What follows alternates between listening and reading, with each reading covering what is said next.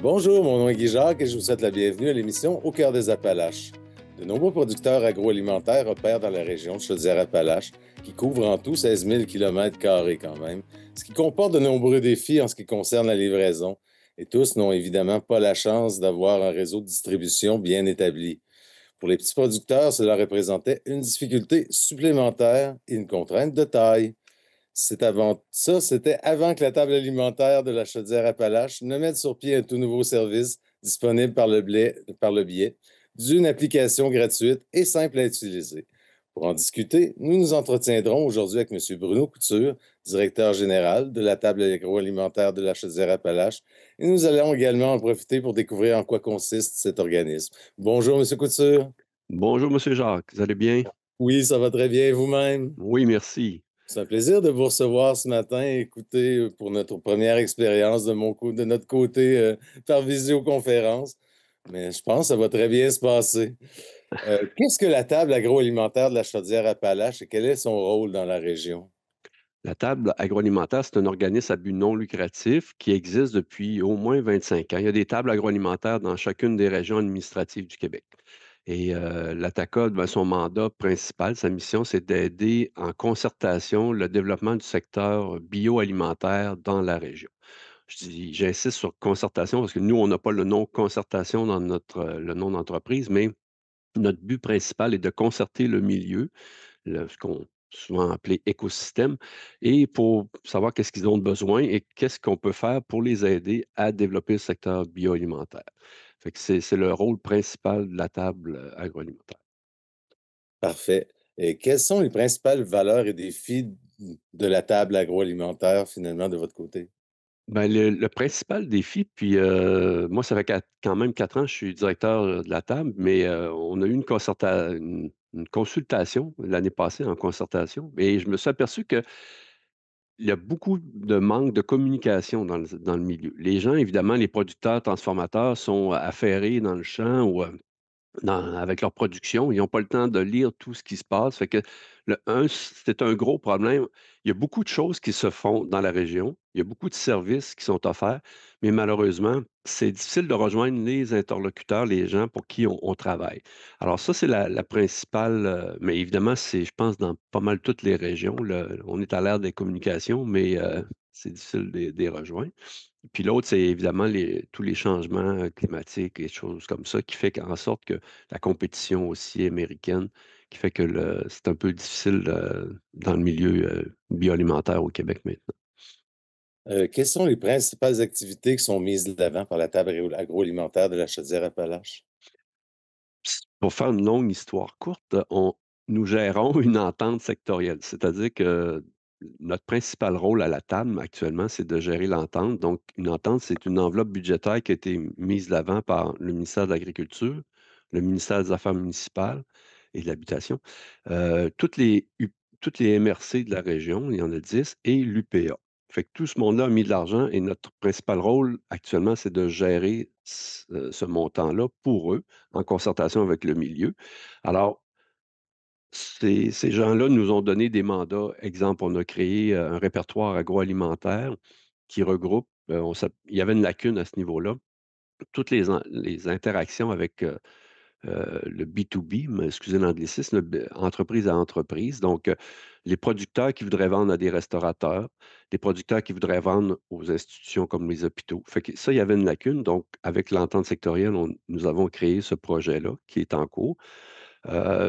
Évidemment, plus qu'il y a de monde qui s'inscrit, mieux c'est parce qu'ils vont pouvoir vendre plus et éventuellement, ben, ils pourraient vendre à des personnes en dehors de la région. Et l'autre projet qu'on gère principalement, c'est les arrêts gourmands de la Chaudière-Appalaches, qui est un projet plus agro-touristique. Et ça fait honnêtement, j'étais pas là, mais on parle d'au-dessus de 20 ans que ça existe, là. Faudrait trouver l'information un jour, mais pour l'instant, je ne sais pas. Mais la réforme, on a fait une refonte, voilà 5 ans déjà des arrêts gourmands. Donc ça, les pancartes jaunes avec le radis ou peu importe le signe en noir, on doit trouver le bon vocable pour le fruit le légume qui est dans le milieu. Mais, donc ça, on gère ça aussi pour l'entente sectorielle. Puis là, ben, on a lancé quand même en novembre dernier AgroTaxi, qui est un autre outil, pour aider les gens dans le milieu. Il y a évidemment notre mandat principal étant la concertation, ben, on a un mandat de concerter les gens qui ont signé l'entente sectorielle, donc les gens que je vous ai mentionnés qui ont donné de l'argent, mais aussi élargir à un peu plus large, et excusez la redondance, mais élargir à un public, plus grand. Donc on va essayer d'aller rejoindre plus les producteurs et les transformateurs. Ça, c'est une lacune aussi. Tantôt, je parlais de communication, mais on voudrait avoir un peu plus le pouls des gens qui sont sur le terrain. Qu'est-ce qu'ils ont vraiment besoin sur le terrain pour développer leur business? Quels Puis sont leurs grosso modo, besoins? c'est Quels sont leurs défis, en fin de compte, aussi? exactement, c'est ça. Préparer le tout. Parce on essaie on a l'obligation de travailler de façon régionale, donc on essaie de trouver des dénominateurs communs à tout ce monde-là, qui fait que, souvent, ils ont les mêmes défis, qu'ils soient à Lotbinière ou dans les Aides-Chemins, Appalaches ou l'Îlet, là. Parce qu'on a un immense territoire, comme vous l'avez mentionné. Alors, puis il y a du monde, Oui, quand même. il y a au-dessus de 5 000 producteurs, enregistrés à l'UPA, donc ça fait, beaucoup de monde. Quel est le rôle, Monsieur Couture, du directeur général dans une organisation comme la vôtre? En fait, maintenant, je deviens plus un chef d'orchestre. Là, on a fait grandir l'équipe récemment, donc là, je peux plus, me dédier à des tâches, comment dire? Plus, de promotion de l'entreprise, des projets. Avant, j'avais les 2 mains vraiment dans comptabilité, communication et cetera. Mais c'est ça, donc le rôle d'un DG au niveau d'une table, c'est beaucoup s'assurer de faire connaître la table, voir les besoins des entreprises, des partenaires, puis essayer de traduire ça en projet, rassembleur, puis qui donne de la valeur, aux entreprises. Alors, c'est un peu, oui, un chef d'orchestre puis, facilitateur dans certains cas. OK. Parce que là, au fond, comme vous me le disiez, ça a comme beaucoup changé. Ça vous permet d'avoir plus les mains libres, finalement, de vous dégager de la comptabilité Tout à et fait. d'accomplir d'autres tâches, finalement, qui sont davantage essentielles, je crois bien, même Oui, si la oui, oui. comptabilité l'était Puis c'est ça, toujours. c'est de connaître le milieu aussi, c'est d'être présent dans différents comités ou encore, c'est comme là, il y a beaucoup mais MRC qui révisent leur, programme de plan de développement de la zone agricole qu'on appelle PDZA. Alors ça, bon, c'est bien, ça donne le pouls de ce qui se passe vraiment dans toutes les MRC. Alors je participe le plus possible à ces rencontres-là aussi. Fait que c'est, bon, c'est vraiment un chef d'orchestre, je pense. Ça résume bien. Parfait. Et quelle est la différence? Ça m'intriguait un peu. Quelle est la différence entre une entreprise agroalimentaire et une entreprise bioalimentaire? Bonne question. Mais c'est un débat, ça encore, mais théoriquement, bioalimentaire inclut, la transformation et les produits, de la mer ou, ouais, bon, les poissons en général. Alors OK. que l'agroalimentaire, c'est vraiment seulement de l'agriculture. Ben, il y a l'agriculture, mais, et la ligne est pas claire entre est-ce qu'on inclut absolument la transformation ou pas dans l'agroalimentaire, mais le bio est beaucoup plus large, inclut vraiment tout ce qui s'appelle, poissons, fruits de mer, et cetera. Je Fait vous que remercie pour faire cette distinction-là, ça m'éclaire un peu. De le mon problème côté, je avec le mot pensais que le bioalimentaire était peut-être plus la culture biologique, des choses comme exact. ça. C'est ça qui est le problème de l'expression, c'est que beaucoup de gens pensent que quand on dit bioalimentaire, c'est seulement réservé aux cultures biologiques, là, avec les certifications. Non, malheureusement, c'est pas le cas. Puis fait que nous, dans notre nom, on a table agroalimentaire, mais bon, c'est sûr qu'il y a pas beaucoup de producteurs d'éleveurs de poissons ou de pêcheurs dans la Chaudière-Appalaches, mais Non, en mais effet. surtout pas aux Appalaches, mais ou Lac-Etchemin. Disons Lillet, Montmagny pourrait en avoir, mais il y en a pas vraiment. Fait que alors c'est pour ça qu'on doit utiliser le terme bioalimentaire selon le MAPAC, par contre. Parfait. Il y a quand même beaucoup, comme vous le disiez, de fermes dans la région. Je pense que vous parliez autour de 5 000, quelque chose comme ça? 5 500 selon les recensements de l'UPA, ouais. Mon Dieu, quelle est l'importance des fermes de proximité comme ça pour la région? C'est c'est primordial. Je pourrais pas vous dire le nombre, par contre, en combien qu'il y en a, mais évidemment, avec le prix des terres et puis la difficulté d'accéder aux terres, ça fait que la la on voit de plus en plus de petites cultures de maraîchers et de transformateurs sur l'érable aussi, mais de plus petits volumes. Alors, ce qui fait que ces gens-là peuvent difficilement avoir une distribution très large. Donc, ils vendent dans leur milieu, soit à la ferme, soit aussi au marché public de la région ou encore à quelques acheteurs précis. Donc, c'est super important. C'est très dynamique au niveau de la région.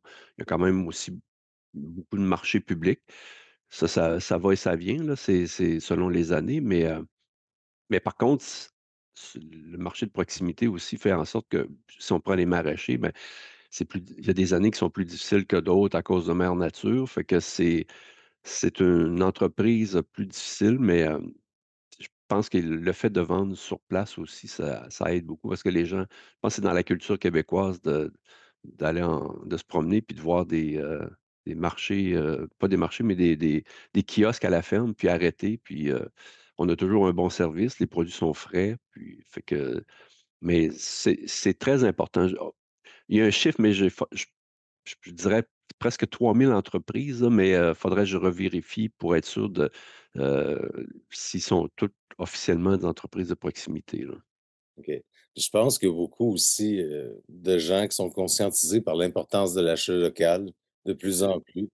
Moi-même dans le secteur, je m'aperçois qu'il y a des petits producteurs justement qui ont des kiosques, finalement à leur ferme ou qui vendent leurs produits, parfois qui vendent d'autres produits complémentaires aussi et qui genre des paniers de légumes aussi, ça je pense Oui, que c'est très populaire aussi dans la région, là.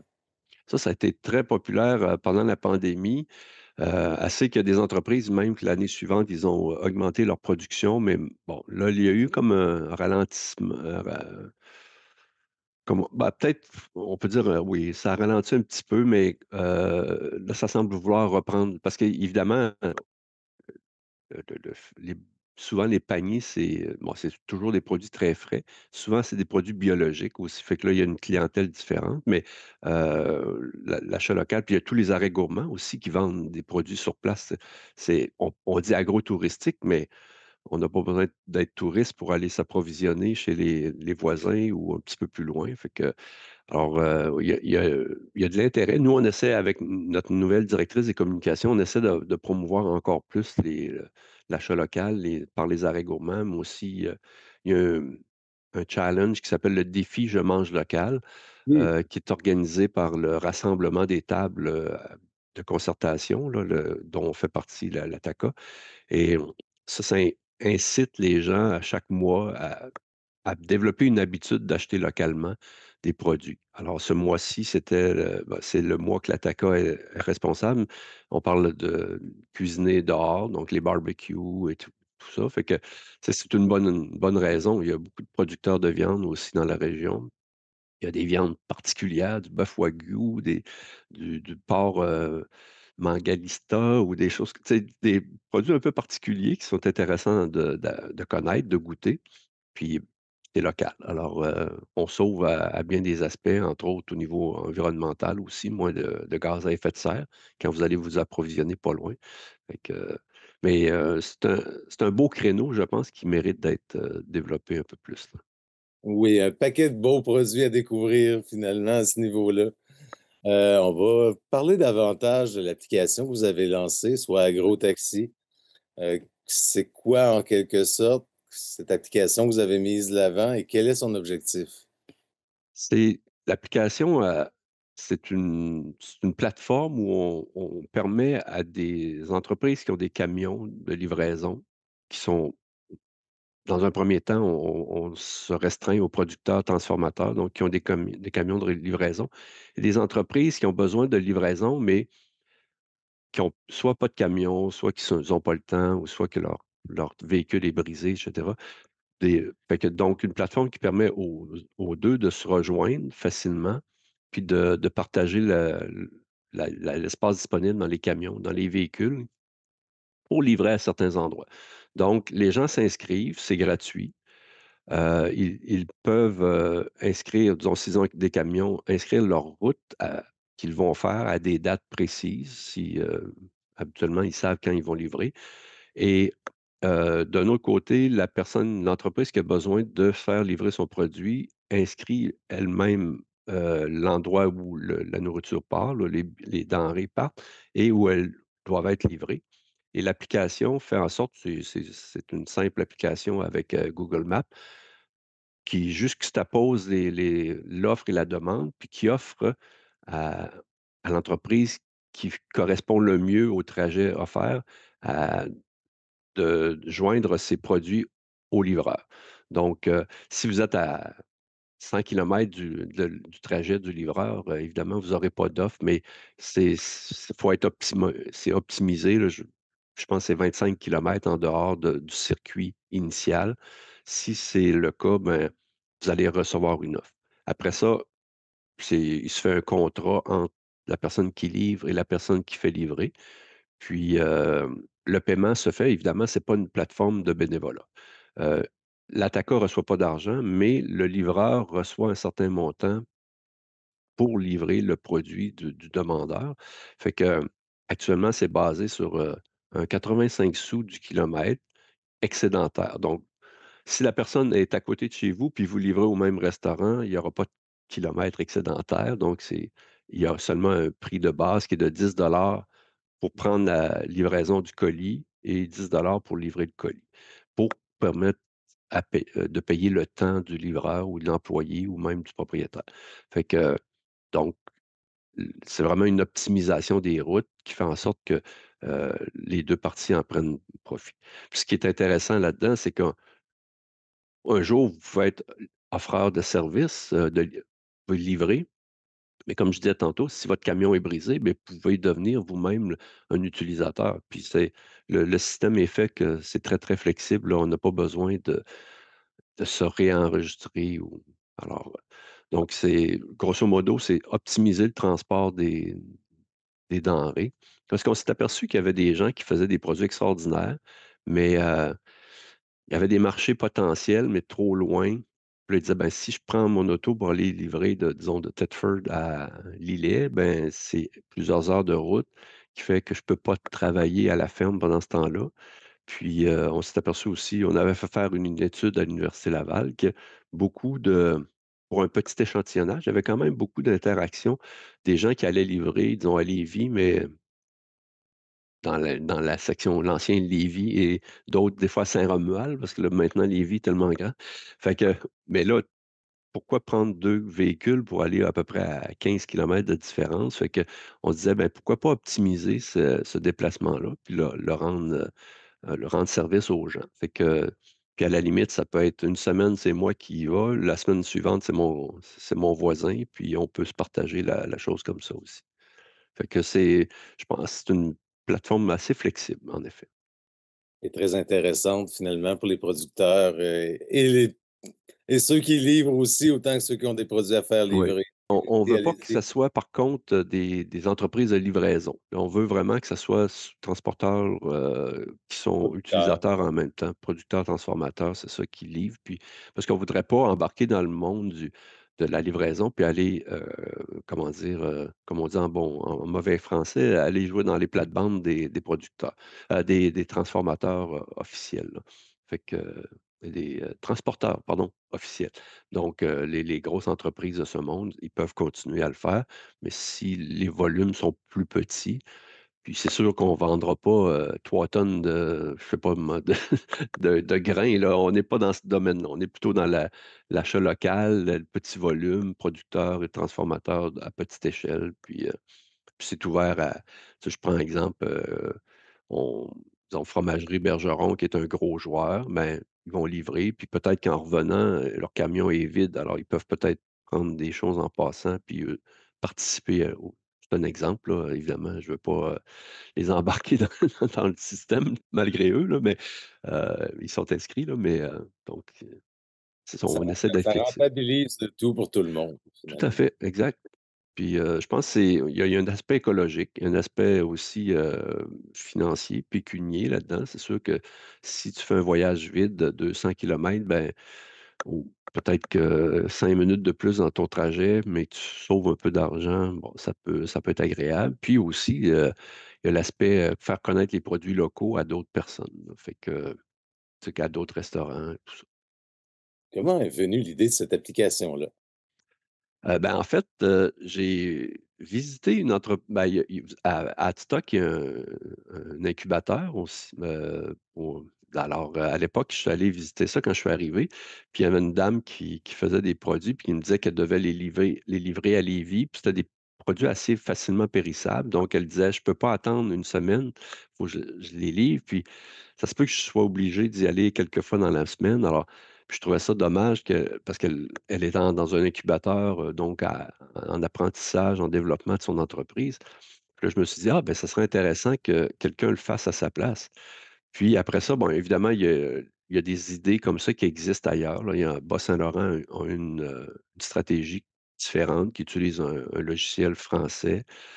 Sur la côte nord, eux, ils utilisent un peu le même concept, mais c'est avec monsieur et madame tout le monde qui passe. Alors, moi, je trouvais ça, moins intéressant parce que quand tu as une entreprise, tu aimes bien la répétition. Fait que si tu fais de la production et tu vends dans un restaurant de Lévis ou de Québec, par exemple, ben, à tous les, disons, mardis, eux attendent, le gigot d'agneau que tu fais ou bon.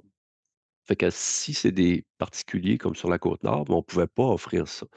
Puis aussi le prix de revient. Si ton prix change d'une fois à l'autre, c'est pas une bonne idée parce que tu vends un prix X au restaurateur et là donc on a pris tous ces éléments-là, puis on s'est dit: «Bon, pourquoi ne pas faire, un outil, qui ferait que c'est entre entreprises, qui soit stable, puis, dont le prix est déterminé à l'avance?» Parce que sur la Côte-Nord, ça dépend de la personne, le prix change, puis on voulait pas mettre de frais d'adhésion parce que ça peut ralentir les gens. Puis honnêtement, ben, c'est écrit dans l'application.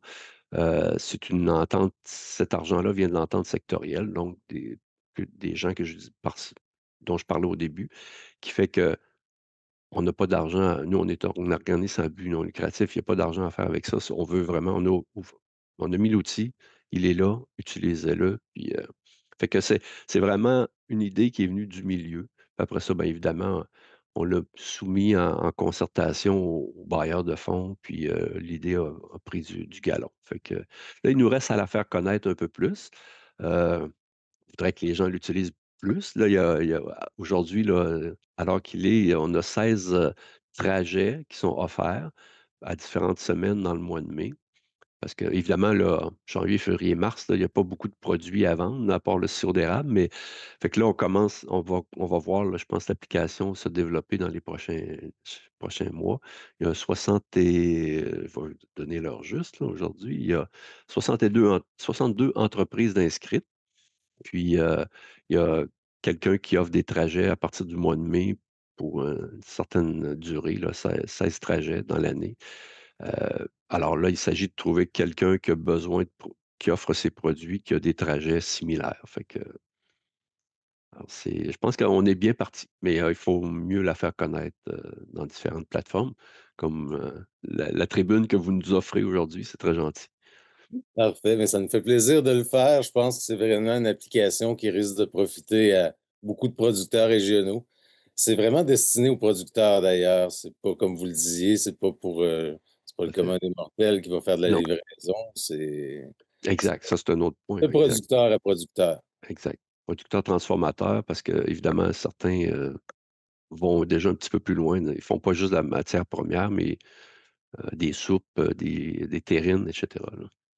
Fait que donc, si je comprends bien, quelqu'un propose une route ou quelqu'un d'autre peut dire: «Moi, j'aurais besoin de transport à tel endroit, à telle journée» et il y a des liens qui se font finalement. Oui, tout à fait. Derrière, c'est l'intelligence artificielle, là, tu sais, on voit ça des fois comme quelque chose de bien extraordinaire, là, mais c'est seulement de l'intelligence artificielle en y donnant des paramètres qui associent l'offre, à la demande, puis, qui envoie un petit contrat qui dit: «Bon, je vais aller chercher tes produits tel jour. Est-ce que ça te convient? Oui, parfait». Puis les gens, ben, tant qu'aller dans le détail, les gens dans le paiement, là, on dit 10 il faut qu'ils prennent une photo de la livraison.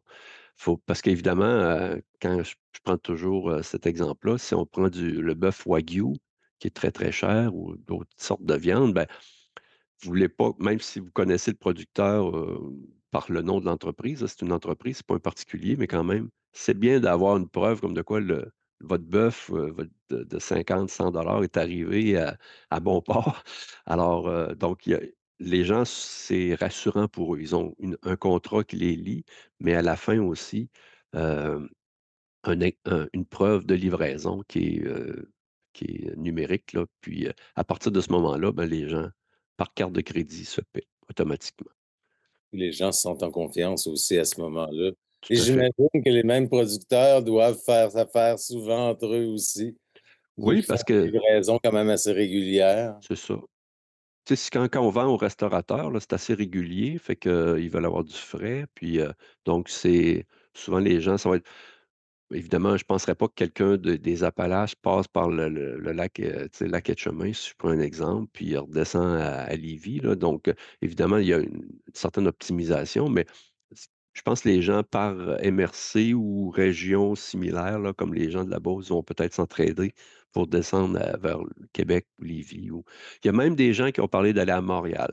Tu sais, s'ils vendent, certaines compagnies travaillent c'est pas fait seulement pour la région de Chaudière-Appalaches, mais s'ils vendent avec, s'ils ont des acheteurs à Montréal ou Drummondville, peu importe, ben, ce serait intéressant que les gens se partagent le camion pour y aller, là. Fait que ça, c'est ouvert, c'est possible aussi. Donc ça leur permet des nouveaux débouchés pour leurs produits aussi Tout à éventuellement. fait, exactement. C'est Heu, très intéressant. Est-ce que plusieurs étapes ont été nécessaires avant de parvenir à cette solution-là, finalement? oui, ben, il y a eu l'idéation du projet. Après ça, on a, en comité de concertation, les gens du milieu ont demandé de faire une étude. Fait qu'on est allé à l'Université Laval en optimisation et ils ont fait une étude avec un petit échantillonnage. On a quand même contacté quelques entreprises, je pense que c'était une centaine de mémoire, là. Puis, bon, qu'est-ce que vous feriez dans un tel cas? Est-ce que vous vendez à telle place? Vous partez par où? Puis bon, fait que l'université a optimisé voir c'est pas optimisé à ce moment-là, excusez-moi, c'est plutôt, évaluer la convergence des trajets. Puis, ça a démontré que oui, il y avait un potentiel élevé. Après ça, ben, on est allé voir, on a cherché des firmes, qui pouvaient programmer la chose. En parallèle, on a comment dire? Dans le bassin des gens qu'on avait contactés dans la première étape, on est allé voir ceux qui seraient intéressés à être j'aime pas le mot cobaye, mais des gens qui pouvaient participer au travail Un projet pilote en quelque un sorte. projet pilote, tout à fait. Fait que là, à chaque étape que les programmeurs avançaient, on allait confirmer auprès d'entreprises, une dizaine d'entreprises.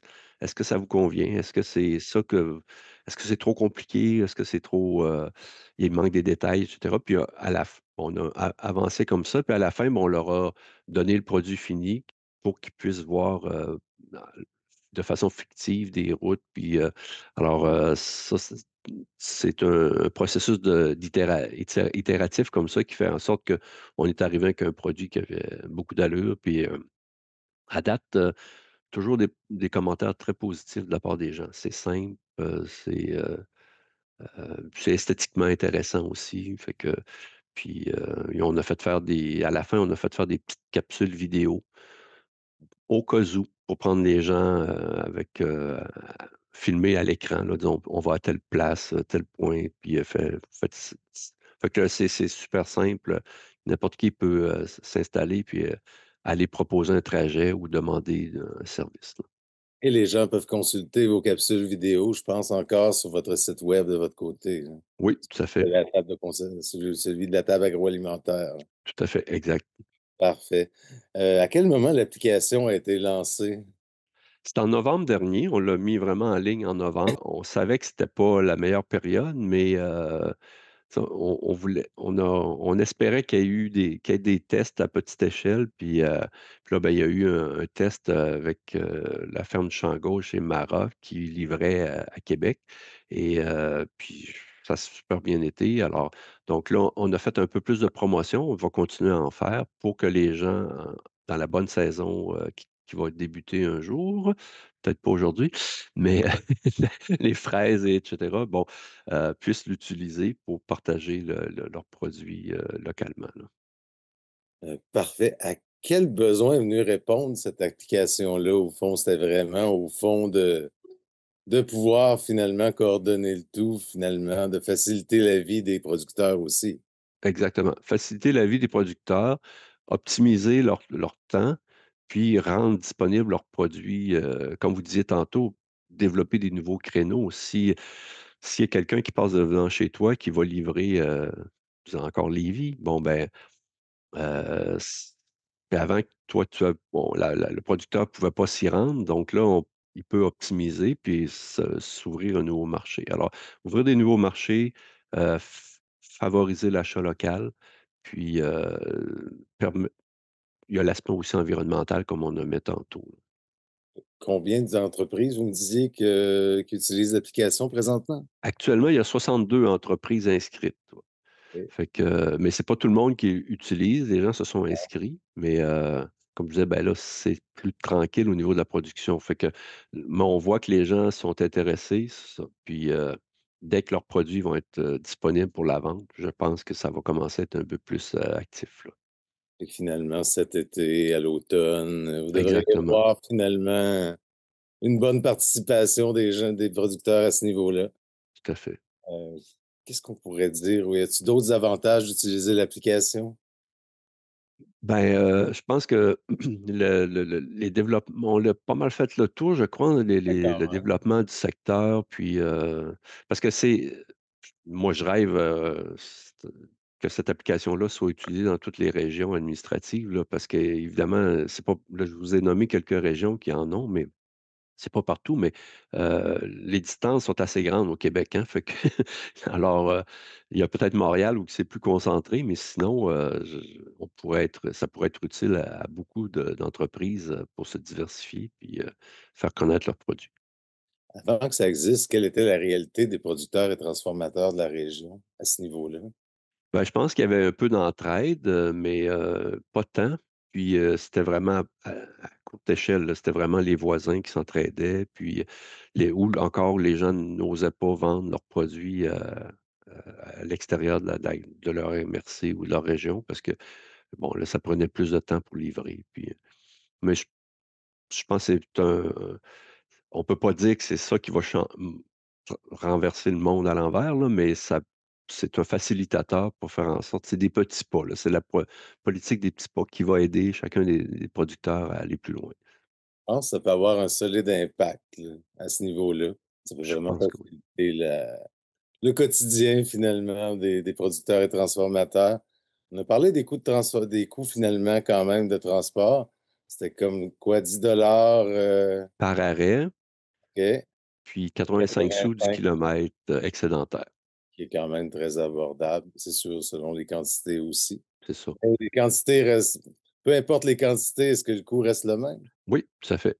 OK, quand Parce même. que, faut penser que on part d'un point A, on s'en va à un point B, alors il y a pas beaucoup de manipulation. Puis, évidemment, ça dépend un peu du camion. Si camion véhicule en général, si vous la personne a ce que j'ai pas dit aussi, c'est que là, l'amélioration qu'on veut faire cette année, c'est on veut les trajets vont être proposés en fonction, de ce qu'on appelle la chaîne de froid. Si vous vendez du sirop d'érable, ça peut être dans un véhicule normal. Si vous vendez des produits congelés, il faut garder la température très basse. Fait que là, on n'a pas ça dans l'application actuellement, mais éventuellement, le trajet va être offert en fonction si vous demandez de livrer de la viande, par exemple, et congelée, ben, le l'op l'ordinateur va vous proposer un producteur qui a un camion, congelé. Alors, ça va être des améliorations à venir, mais, j'ai oublié le fil, mais, c'est ça. Donc, on va offrir d'autres, C'est sûr que avantages. c'est pas tout le monde que les produits ont besoin de rester, C'est au ça, froid finalement, tout à fait. quand même à ce niveau-là. Le paiement, il se fait facilement aussi, vous me disiez, c'est par le biais de l'application et fait Exactement. Dès que la personne reçoit la photo pour dire que le produit a été livré, les 2 cartes de crédit sont inscrites, dans l'application. Puis c'est encrypté, fait qu'on nous, on n'a pas accès à ça et là, dès que la preuve de livraison est arrivée ça se fait automatiquement. L'entreprise qui a demandé un service, paie le livreur. Et tout ça, tout aussi simplement que ça, Oui, finalement. oui. Le plus long, le plus compliqué, c'est d'inscrire sa carte de crédit. Fait que c'est après ça, Ouais, quand même. c'est rapide. Heu, les livraisons, comme vous le disiez, peuvent se faire au-delà de la région aussi Oui, selon les destinations, tout à finalement. fait. Oui, quand on parle de l'expérience, comme vous disiez, de Ferme du Champ Gauche qui livrait à Québec, Culture Mara qui voulait livrer, ses sureaux finalement aussi. Donc eux, heu, ils se situent en plus pas très loin l'un de l'autre, mais c'était idéal. Tout à fait. Autrement que ça représentait une difficulté pour les Cultures Mara de faire cette livraison-là. Puis il faut penser aussi, exemple, dans le cas très précis, en revenant, peut-être que, je dis n'importe quoi là, parce que je connais ferme rue de Béquise. Bon, peut-être qu'eux avaient besoin d'un produit qui vient de Sainte-Marie-de-Beauce, disons, bon, à la limite, ferme du Champ Gauche aurait pu passer à Sainte-Marie, prendre un produit X, parce que ça se fait pas nécessairement juste dans un sens, là. On peut penser au retour après une livraison, puisque quelqu'un pourrait avoir son véhicule plein de ses propres produits livrés à quelques endroits à Québec, Lévis. Puis en revenant, il est vide. Bon, mais pourquoi pas prendre des produits puis les ramener, dans les Appalaches, par exemple? C'est une très belle opportunité à ce niveau-là aussi. Au fond, tout le monde bénéficie de cette solution-là, également les marchés et restaurants qui font affaire avec les producteurs. Oui, tout à fait. Puis éventuellement, mais on aimerait, là, on vient d'avoir le mandat de regarder le secteur, qu'on appelle HRI, donc hôtelier, restaurant et institutions. Donc, il y a des institutions, ça implique les centres de petite enfance, les résidences de personnes âgées, et cetera, ça peut être même les écoles. Donc éventuellement, ben, si les volumes c'est pas un volume extraordinaire, là, comme une palette ou des choses comme ça, ben, ça pourrait servir aussi à aider les entreprises à rejoindre ces marchés-là un peu délaissés actuellement. On pourrait dire, en fin de compte, que cette solution-là favorise l'achat local et l'économie locale également. Oui, tout à fait. On essaie fort de d'aider nos propres producteurs transformateurs. Puis par la bande, comme je disais, si on peut aider exemple, les centres de petite enfance, ben, nos jeunes auraient de la nourriture locale et saine et surtout fraîche, dans leur, lunch le midi, là. Ça représente donc un avantage pour tout le monde. Est-ce que vous avez eu l'aide de partenaires pour ce projet-là? Oui, ben, c'est dans le cadre de l'entente sectorielle. Alors, toutes les MRC ont mis de l'argent, l'UPA, l'Union des producteurs agricoles, le ministère des Affaires municipales et de l'Habitation et évidemment le ministère de l'Agriculture qui a mis beaucoup, qui contribue beaucoup à l'entente sectorielle. Puis on a eu aussi de l'aide, de l'Université Laval dans le processus dans l'étude. Puis, et c'est une firme, de la région, 13e Solutions, qui a fait la programmation. Alors, c'est on essaye de miser sur le local même à la programmation. Est-ce que la table agroalimentaire a d'autres projets en vue? Oui, on en a beaucoup. Comme je disais, là, le milieu HRI, il faut développer ça un peu plus. Il y a quelque chose à faire là d'intéressant. On est une des tables qui a le moins de on n'a pas d'outils, beaucoup là, en place pour aider les producteurs transformateurs à vendre aux institutions. Fait qu'on est en train de travailler, sur ça. On a récemment mis en ligne des vidéos, promotionnelles des entreprises parce qu'on dit toujours que la région de la Chaudière-Appalaches est la deuxième productrice et on est toujours la deuxième. Mais on a la croyance de dire qu'on est la plus dynamique et au niveau des chiffres, peut-être qu'on est la deuxième, mais, il y a un dynamisme, puis, une diversité de produits qui est qui est pas très connue malheureusement. Alors là, on a fait, des capsules, 10 capsules une par MRC qui démontrent, des produits particuliers, des façons de faire, il y a des vinaigres, il y a une personne qui fait des haricots, qui est pas haricots, pas les haricots verts, là, mais vraiment des fèves, comme un peu au Mexique et cetera, là et des pois, puis bon, donc des légumineuses, voyons, je cherchais le mot, pardon. Alors, il y a vraiment une diversité de produits, puis d'entreprises, puis de façons de faire qui sont vraiment très intéressantes. Alors ça, c'est un projet qui est en ligne maintenant, mais qu'on a mis en place pour justement démontrer qu'on était très dynamique dans la région, puis qu'il y a des merveilles qu'on ne connaît pas malheureusement, parce que les gens ont peut-être pas le temps de bien se faire connaître ou encore le budget pour faire des promotions.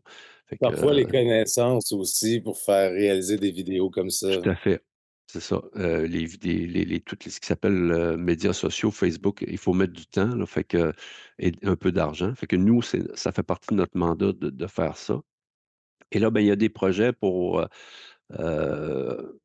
moi, je pense qu'il y a des gens extraordinaires dans la région qui sont pas assez connus. Et ce serait intéressant de voir comment qu'ils voient le secteur, bioalimentaire dans la région, puis qu'est-ce qu'on peut faire. Fait que ça, il y a un projet là qui est en dormance là, mais qui ou en germination, qui fait que peut-être qu'on pourra faire quelque chose, cette année, là-dessus. Puis évidemment les arrêts gourmands qui sont, on va faire le lancement, le 12 juin prochain. Cette fois-ci, ça va être dans la Beauce, mais on se promène d'une région à l'autre, d'une MRC à l'autre, je devrais dire. Fait que ça, c'est un projet aussi qui est dans le cadre de l'entente sectorielle, mais qui sert à faire connaître les producteurs locaux, plus d'un côté agro-touristique, mais quand même, c'est comme je disais tantôt, c'est pas parce que c'est touristique qu'on doit s'empêcher d'aller acheter ses produits à cet endroit-là. Fait que et on est en concertation aussi avec le milieu pour développer des projets, mais pour l'année prochaine. Les vidéos promotionnelles dont vous me parliez sont disponibles sur votre site web, Oui, tout à celui de fait. Puis on a la c'est table ça. agroalimentaire de la Chaudière-Appalaches. taca.qc.ca, ouais. Parfait. Pour les personnes qui seraient intéressées à se joindre au mouvement, comment peut-ils s'y prendre concernant AgroTaxi, au fond? AgroTaxi, on va sur agrotaxi.ca et vous vous inscrivez. Si vous êtes une entreprise, évidemment, là, on doit inscrire, c'est seulement pour les entreprises. Alors, ça prend un numéro, un NIM, là, qu'on appelle, un numéro d'identification ministérielle et ou un numéro d'entreprise du Québec, le NEQ. Puis, à partir de ce moment-là, vous inscrivez, vous répondez aux questions, puis en 5 minutes maximum, c'est fait. Très C'est simple. très facile. On encourage les gens à le faire à ce moment-là. Oui, tout à Et fait. bien, parfait. Je vous remercie, beaucoup, monsieur Couture, pour cet entretien-là.